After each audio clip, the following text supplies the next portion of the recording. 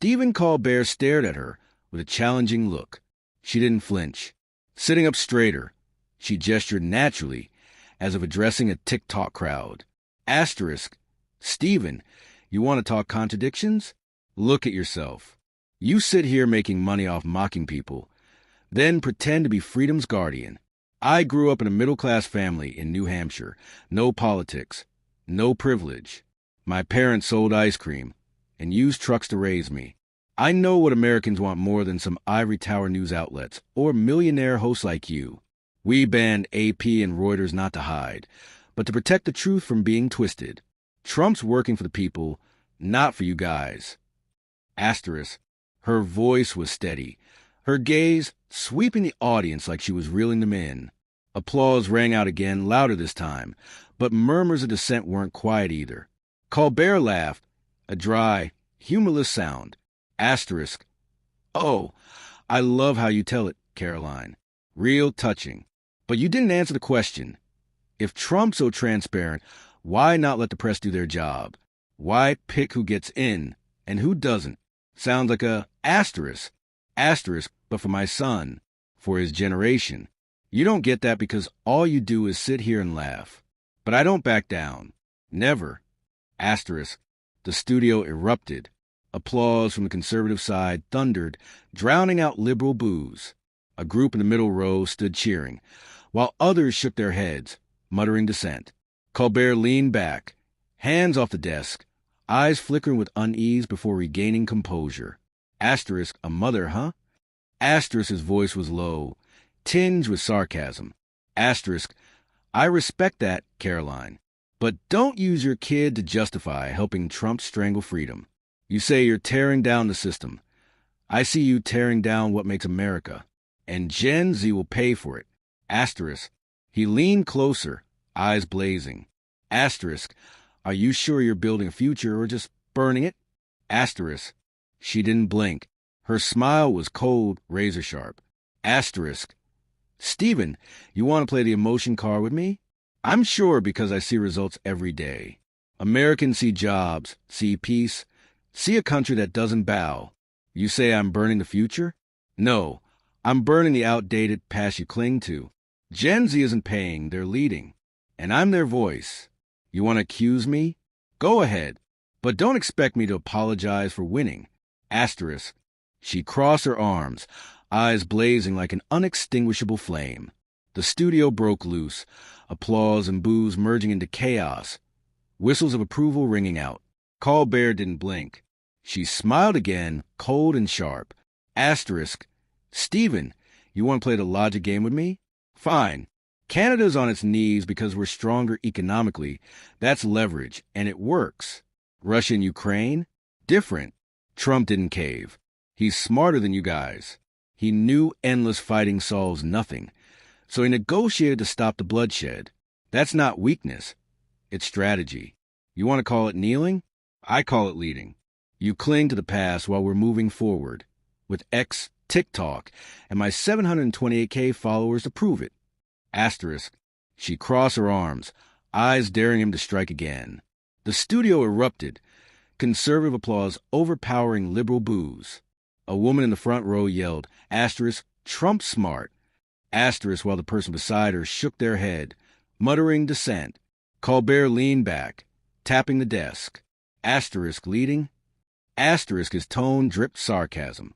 Asterisk sounds like a fancy way to justify letting Putin off the hook.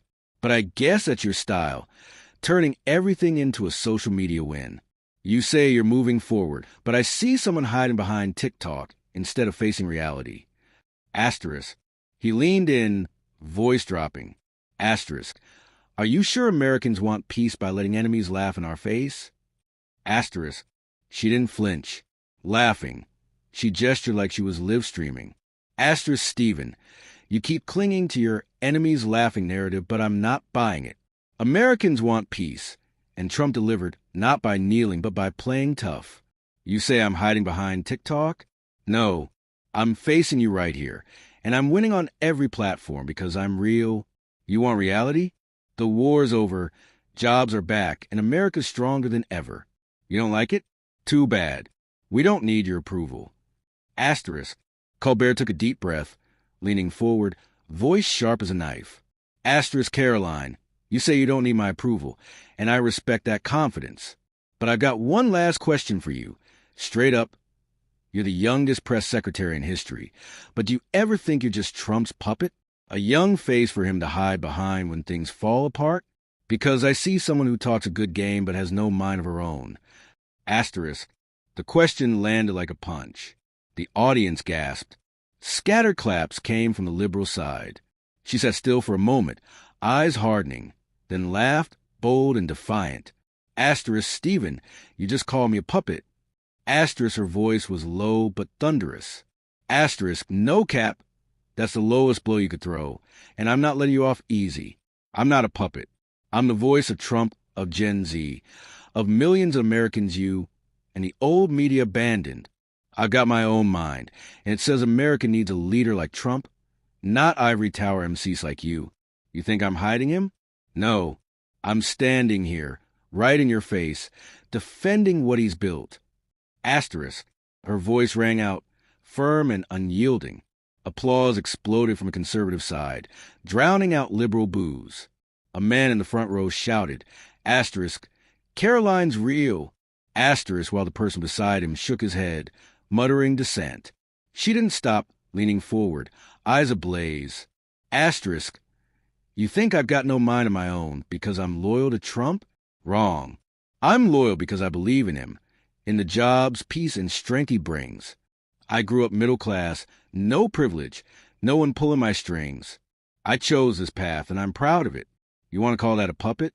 I call it strength. Asterisk. Leavitt embodies the Trump administration's boldness. No apologies, just attacks. Some neutral commentators called it a Gen Z win in politics, highlighting how she used social media and modern flair to dominate Colbert. Others warn she's turning the White House into a media game, unsustainable long-term.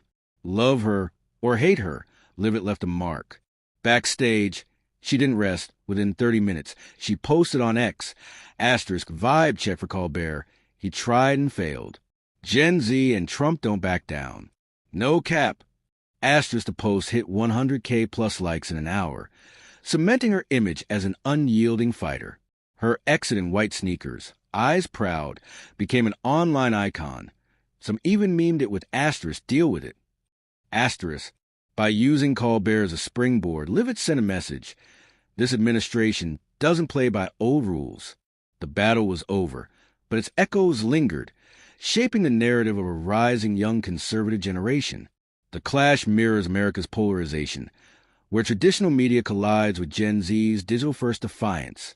With Trump in his second term and Leavitt leveraging TikTok and X to defend policies like press bans and tariffs, it's clear. Social media is reshaping political combat. Her resilience, rooted in middle-class authenticity and motherhood, resonates with viewers tired of scripted politics.